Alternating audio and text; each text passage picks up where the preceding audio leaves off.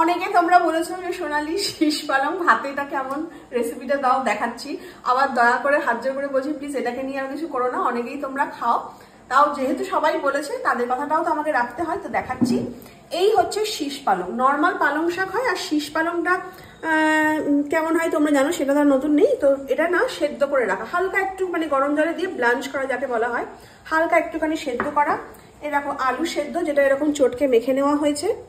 পোস্তটা কাঁচা লঙ্কা দিয়ে বাটা রয়েছে। এরপর যেটা করছি সেটা হচ্ছে এই পালং শাক শীষ পালংটা নিয়ে নিচ্ছি, এর মধ্যে যে আলুটা সেদ্ধ করে চটকে মাখা ছিল সেটা এখানে দিয়ে দিলাম। কাঁচা লঙ্কা দিয়ে যে পোস্তটা বাটা হয়েছিল সেই কাঁচা লঙ্কা দিয়ে বাটা পোস্তটা এখানে দিয়ে দিচ্ছি। এর মধ্যে দিয়ে দিচ্ছি স্বাদ অনুযায়ী নুন, আর হচ্ছে কাঁচা সর্ষের তেল। আর তারপরে জাস্ট এটাকে এরকম চটকে মেখে নিচ্ছি। তো দেখো শীষ পালং ভাতে একদম রেডি।